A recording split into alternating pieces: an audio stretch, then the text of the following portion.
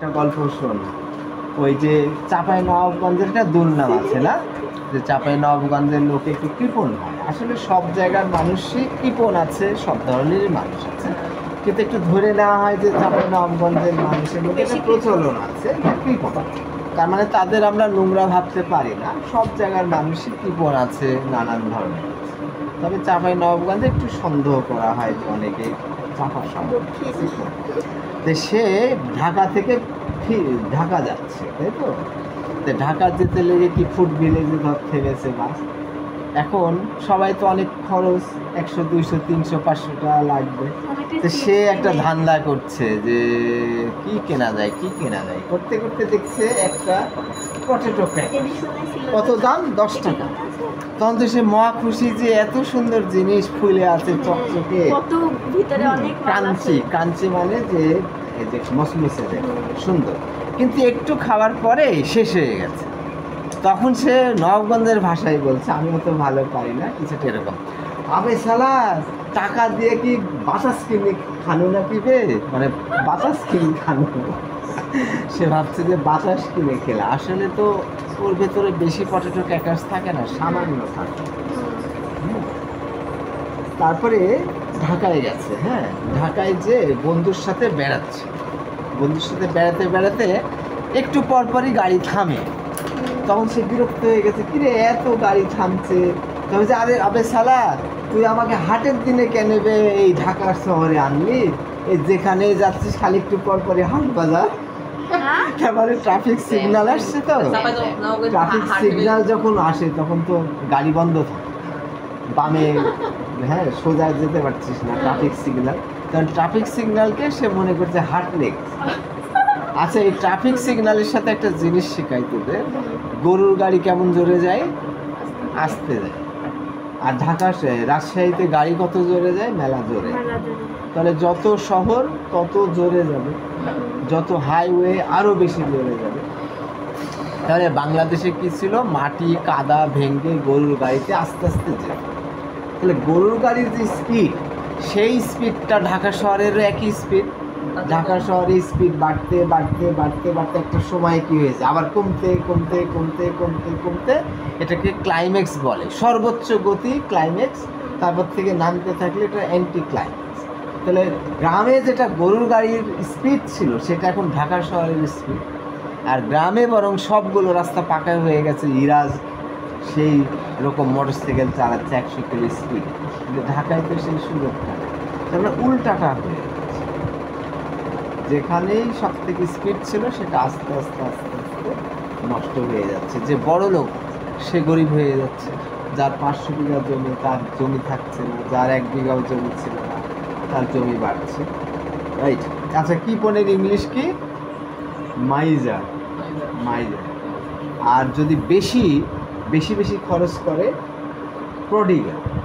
তাহলে ইরাজকে প্রতিদিন 500 টাকা দেওয়া হয়, 16 হাতে যে 500 টাকা উড়ায়। তার মানে প্রডিগাল সান মানে ওই যে উচ্ছৃঙ্খল টাকা উড়ায়, তাই তো? আর স্পেন্ড থ্রিফট, আর এখানে বলছি মাইজার মানে কি খুবই।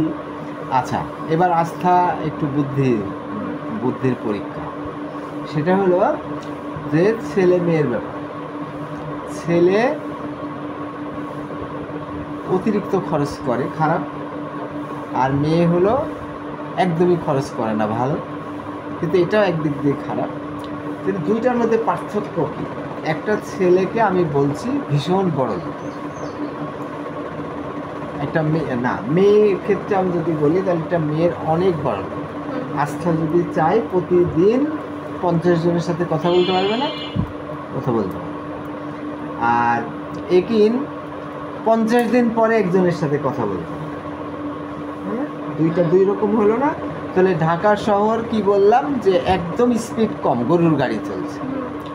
আর যখন সিগন্যাল পার হচ্ছে তখন আমি ওটাকে বলি নদী বলি।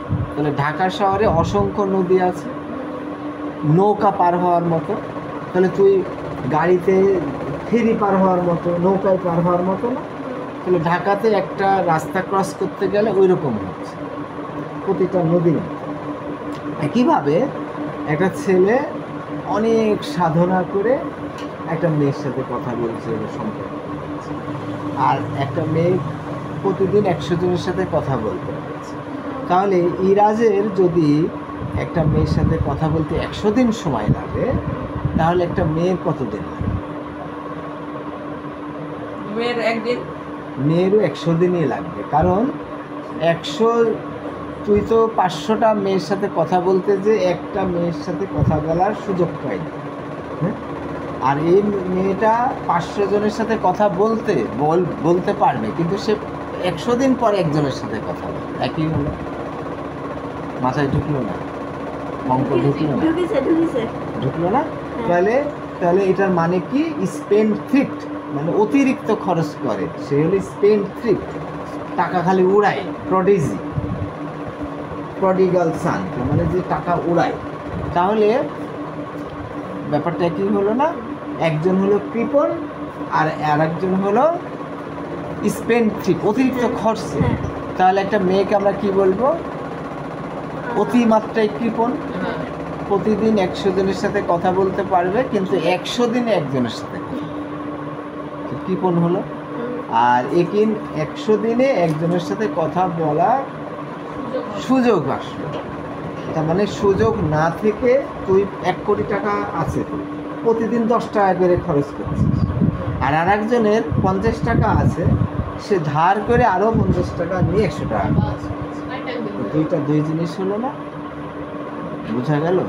তাহলে এই কারণেই সক্রেটিস স্কুল কলেজে না গিয়ে শিখতে পেরেছে।